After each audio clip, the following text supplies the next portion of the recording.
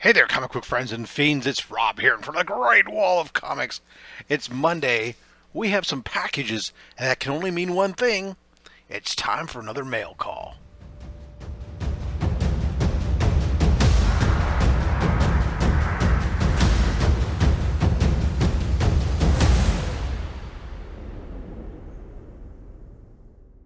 All right, so it's Monday. We have packages. It's time to do what we do, which is open them up and see what's inside. Mail call time. First package up here. This is from a new seller I've never um, called Jonathan Comics. I I stumbled across the CL. I was going through my CLZ app, which is an inventory application for keeping track of your comic books. And as I was doing so, I stumbled across a cover for some Ultimate Spider-Man comics that I had never seen, and it was awesome.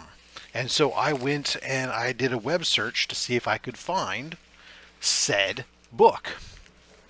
This is nice, by the way. The book's inside of a plastic bag, which are inside of this bubble mailer, which are inside of a Gemini. Well protected, very good. I like that.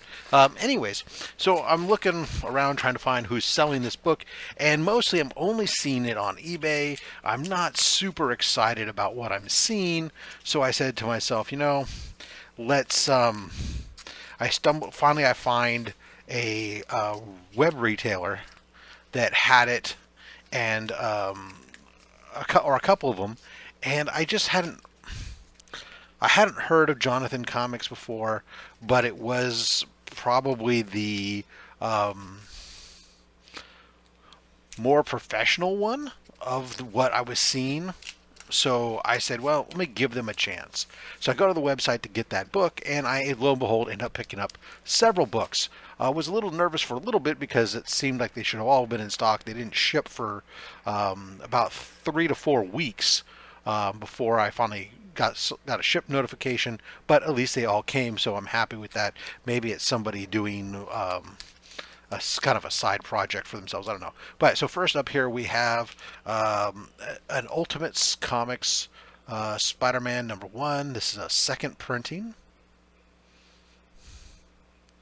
I've really just kind of got, especially on this #1, I've kind of really gotten a kick on some of these, of getting these subsequent printings, even though I'm usually very anti-subsequent printings. I don't know.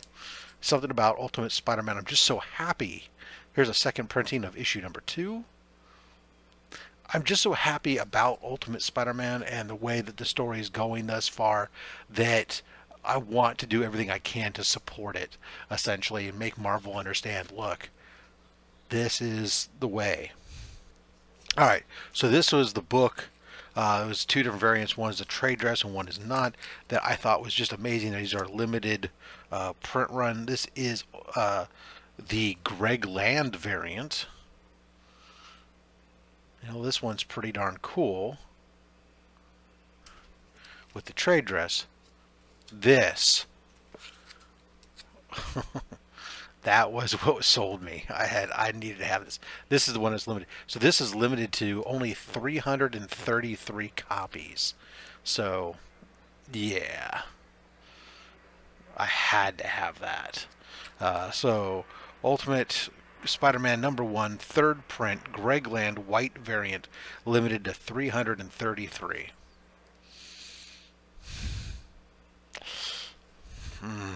That is a pretty book. All right, and then we also had a couple Transformers #1s that I picked up that I thought, ooh, I like those covers. Those are cool. There's an Optimus. And Starscream.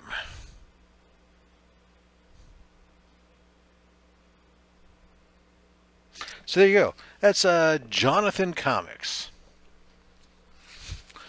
All right. Let's see. Next up here, this is I should remember what it is. This is from Art Germ Studios. It's a Derek Chu book. Oh, I know what this is. This is a Miles Morales Spider-Man ratio variant. For some reason, it wasn't available at my store, um, my LCS when I got there. Normally, I have no problem picking up this particular go round. It was gone when I got there to pick up my books.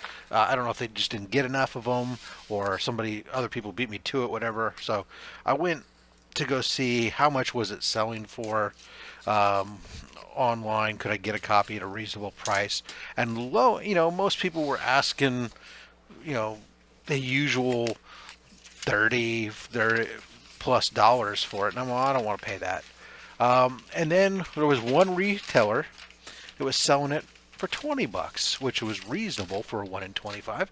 And that, of course, was actually the Art Germ Studios, because it was a Derek Chu book. So I was able to get it directly from the artist group. There it is. The Miles Morales Spider-Man number 19, the 1 in 25 variant by Derek Chu. Thought that was cool. I never thought that I could pick it up from the Art Germ Studios site, but that was awesome. Okay, next up. So this is a CGC return. Amazing Spider-Man number 5. Let's just let it come right out. That's what this is. First time Doctor Doom appears outside of Fantastic Four with Spider-Man. Now, I bought this book a while ago. I bought it slabbed. It was a 1.8 when I bought it. The book was dirty. The book had been wet and dried or something, and it was like all kinds of wavy, and it had stains and all kinds of stuff. Did not look good inside the slab whatsoever, but it was what it was, and that was a book that was somewhat pricey. It was like, even in that condition, it was up to a $700 book, and I decided, well, I reached out to the Rogue Trader, who does a lot of my comic book pressing. By the way, the information is down below. Rogue Trader, you can visit him. There is a discount code, FATSTAX, that you can use on his website when you get some of the the packaged pressings. You can save up to 20% off his already discounted rates. If you don't get any of his packages off his website and just send books in, still use the code FATSTAX. You'll save 20% off his normal rates. Plus, when you use the code, he's going to go ahead and donate $10 to Comics Curing Cancer. What is Comics Curing Cancer? Well, there's a video here you could take a look at. But essentially, Comics Curing Cancer is the campaign that I support and I run along with a couple other community members for the American Cancer Society, raising funds for them. Last year, we raised $52,000. You can follow us on Instagram at Comics Curing Cancer to see all the stuff that's coming up, with all the various events. So anyways, the Rogue Trader, I sent the book off to him and said, hey, I'd love for you to work whatever magic you can on this book. I understand I don't anticipate a grade bump. I said I just want it to be cleaned up. I want it to look better because in its current condition, it did not look good at all. So he had the book for, I don't know, 3 or 4 months. He said he's never run a book through the hydration chamber as much as this book. It was, it had brittle pages. It was dry. He said it was a really bad condition. So he worked a bunch of magic on it, and now the book's gone to CGC. It's been graded. It's back, and there we go. Oh wow, it looks so much better. Holy cow. I mean, it's still tanned. Don't get me wrong, this should all be white. It's still tan. But I mean, it was really, really bad. And it is, wow, it is so smooth. Holy Toledo. It was really, really ripply and wavy and, water. It looks great. Now, I'm afraid of the grade because I already see, though, it looks like we lost this corner that wasn't missing before. Oh, yeah. Well, that's all right. We took a hit. We went from a 1.8 to a 1.0. Our page condition improved though.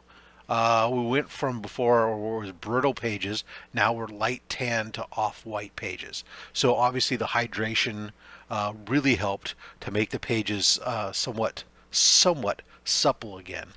But it definitely looks like, and I can see like there's some piece here of the cover.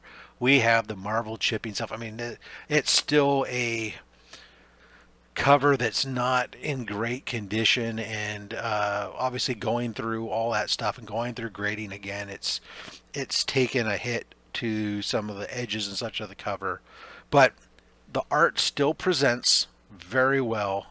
It's now smooth and clean inside there, and set up for a while. So while I'm slightly, yeah, would I have been happier if it had taken a bump and hit a 2? Sure. Would I have liked it to stay above a 1.5? Sure. Am I completely devastated by the 1.0? Not really. On a book like this that's still going to go up in value because Doom is coming and anything Doom is going to be big, I'm not tore up about it. Will I keep my eye out for an upgrade on this book? Probably, but